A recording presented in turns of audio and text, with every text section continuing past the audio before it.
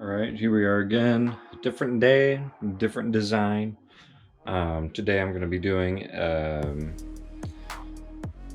pretty much an outline of Hawaii, like the general trace image of Hawaii. I'm just gonna have that jutting out of the wood. So going to be carving out everything other than that and leaving I believe a 1/2 inch border around the wood. And here's the wood right now. Got everything all centered and squared away, and all my zeros are set. And got my program ready to go. All I have to do is hit go. So here we go.